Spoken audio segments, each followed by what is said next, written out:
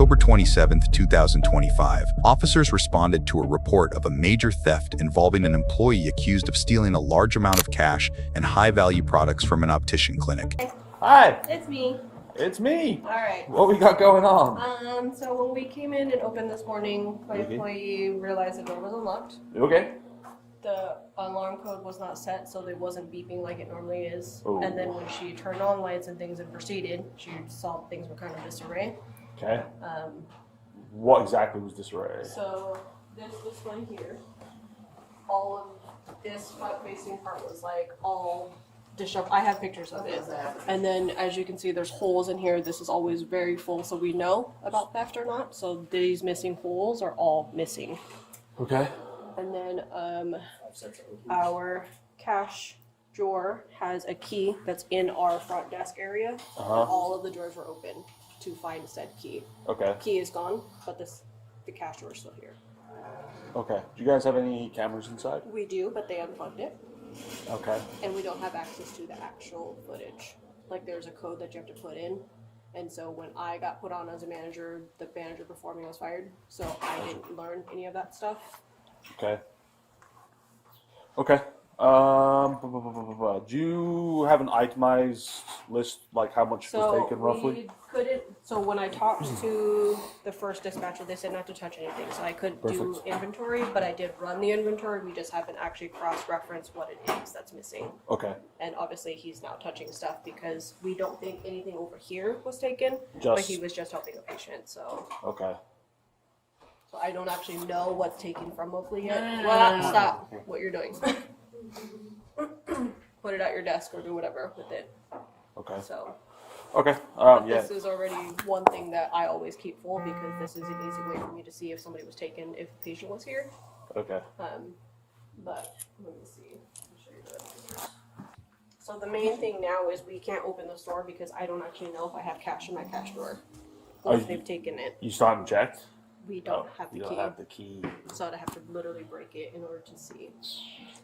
And so this is how they Where's were. the cash drawer at? It's in my office. Or not the cash drawer, but where the key is located. Here, right here.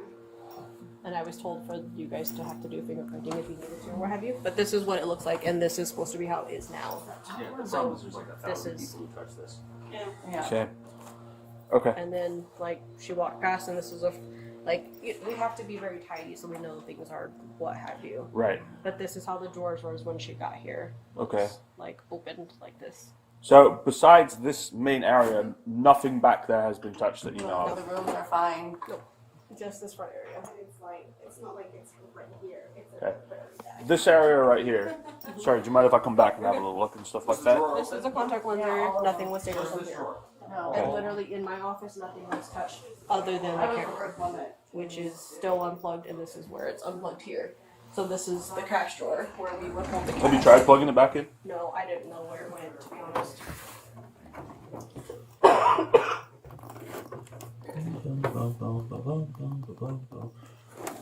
That no, damn it. Okay. Let me have a look, because we might be able to see if it captured stuff. Aha.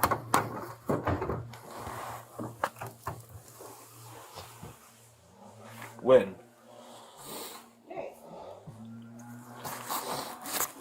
And then what kind of key is this? It's literally just a small gold key. It's very, very small. You don't have the combo?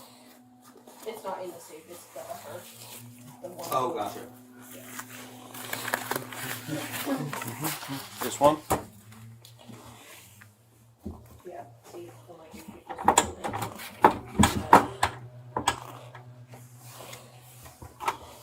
There's never anything in that one.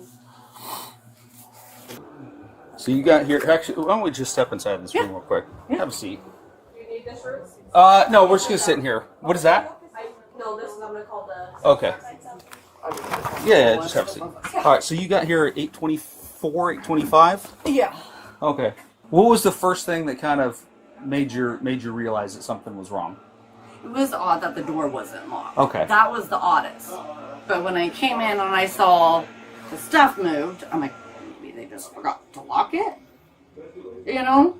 And Okay. that's, I just wanted, but then that's when I realized too that the alarm wasn't going off. Gotcha. So I'm like, okay. Do you normally open up in the mornings? I'm the first person here every Okay, morning. and so you always end up punching in your alarm code. Oh, yeah. Okay, and you have your own code separate from everybody else? Yeah, I was given mine years ago, and everyone else has the same one. It was with a different manager when I was hired. Gotcha. She's like, put in your own code, and then, yeah. So what's protocol for you guys? If you notice something's wrong, like what's the company policy as far as what you're supposed to do? Well, talking to Katie this morning, she said if I notice that obviously the door's unlocked and the alarm's not open, if I don't know if someone's here, just immediately do not go in and call the cops. So, kind of myself looking at it does look like it was an inside job. Mm-hmm. So it just brings up, some awareness on my part and wanting to do my due diligence and talk to everybody about it. Yeah. But you don't think that's a possibility? Am I off base here? I know these ladies well enough. I don't think. Okay. So are you aware that with security companies, they keep logs of all the codes that are used? Okay. If we pull a log from the company, are we going to see your code being used between Friday and today? I don't know. Okay. All right. Well, thank you. Yeah, Appreciate you're welcome. No problem.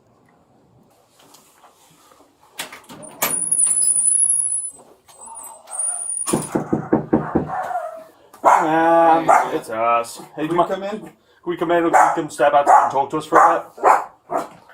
Hang on one second. So now we just got some questions and some other stuff to go through. Why don't we just head down here because it's kind of cramped. I'm kind of claustrophobic. Sorry.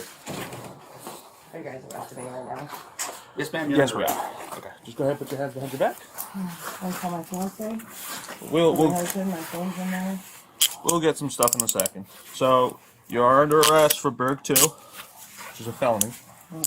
Okay. Okay. So you obviously know why we're here, right? Okay. So we had the footage. Okay. We talked to the manager. She said that during your exit interview, you admitted to taking the cash and stuff like that. So yeah, we appreciate you being cooperative and talking to us and telling us the truth. That is something that will go in my report, and it does go a long way. Like when I write reports and stuff, if people lie to me, I include that in there. I don't appreciate it, and the prosecutor doesn't appreciate it, but because you told us the truth, you've been forthwith with us, admitting to everything, that'll go in my report as well. So, prior to seeing the video footage, we were pretty confident it was you. I know. And there was a couple things that were a dead giveaway. You could probably tell by the conversation that we were having. Yeah. I asked everybody in the office, I was like, hey, do you think this could be an inside job? And everybody's like, yeah, probably. And then when I asked you that same question, you're like, oh, flat out, no. Right? That kind of tells me two things. One, right, that normally people, when they answer those types of questions, right, the innocent person goes, yeah, that's a possibility. But the guilty person who's trying to shift blame will say, yeah, no, it's not a possibility, trying to throw us off potentially the scent. Right? And two, the way you phrased it was, no, I don't think any of those women, right? Because you didn't mention yourself, but you mentioned them, right? Which means, hey, I think you're a decent person and you're not wanting to get any of your coworkers in trouble, right? Which shows some character on your part. So does coming and confessing up and coming clean. And two, I think at the end of the day, you are probably feeling some guilt around this situation, right? And the worst thing you can do is hold on to that. So it's good that you were able to unburden yourself of that guilt. There's a specific tell investigators watch for, and it has nothing to do with nervous hands or avoiding eye contact. It's how someone answers a hypothetical. Ask an innocent person if this could be an inside job, and they'll usually say maybe, who knows. Ask a guilty person the same question, and they'll shut it down immediately. Too fast, too certain. That single reaction ends up being the crack this entire case opens through. The setup looks like a straightforward burglary at first. Optical clinic, door unlocked, alarm never armed, product missing off the display wall, cash drawer key gone, no forced entry. No broken glass. That absence of damage is actually the first real clue because it points away from an outsider and towards someone who already had access. The manager hands officers a procedural gift without realizing it. Security codes are logged. Every entry, every disarm, tied to a specific employee. That's not a guess. That's a searchable record sitting with the alarm company, waiting to confirm or eliminate people on the spot. The manager even asks aloud whether it looks like an inside job and admits she doesn't want to believe it about people she trusts. That hesitation is human. It's also irrelevant to what the data is about to show. When officers ask the manager directly if this could be an inside job, she gives the expected answer. Uncertain, hedging, I don't know these ladies well enough to say.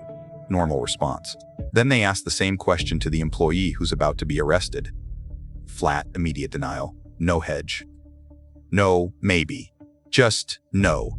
That mismatch is what shifts the entire tone of the interview because certainty in the wrong direction reads as knowledge, not innocence. When she rules out the possibility, she rules out her coworkers by name, but never includes herself in the list of people she trusts. She's protecting everyone except herself, without meaning to. Officers pick up on that instantly, because it's a pattern they've seen before. People rarely lie to remove themselves from suspicion. They lie to redirect it elsewhere, and in doing so, they often forget to cover their own position in the sentence. By the time she's placed under arrest for second-degree burglary, this isn't a hunch anymore. It's evidence stacked in order: unlocked door, disabled camera, missing key, personal access code, mismatched behavior, and a manager's account that she'd already admitted taking cash during her exit interview. The confession didn't create the case, it just closed it. She thought staying calm and denying the possibility made her look less suspicious. It did the opposite. Certainty without evidence is its own red flag. The officer even tells her plainly that her honesty afterward will go into the report favorably, not as a reward, but because cooperation after the fact is the only leverage left once the physical evidence has already made the decision for you. By the time police are asking hypothetical questions, they're usually not looking for information. They're testing reactions against evidence they already have. The case isn't won or lost in the interview room. It's won or lost the moment someone decides whether to walk away or open a drawer they weren't supposed to touch. Drop your perspective in the comments below. If you enjoy real police body cam footage and the stories behind the evidence, subscribe to True Law and Crime. Turn on notifications, and we'll see you in the next body cam video.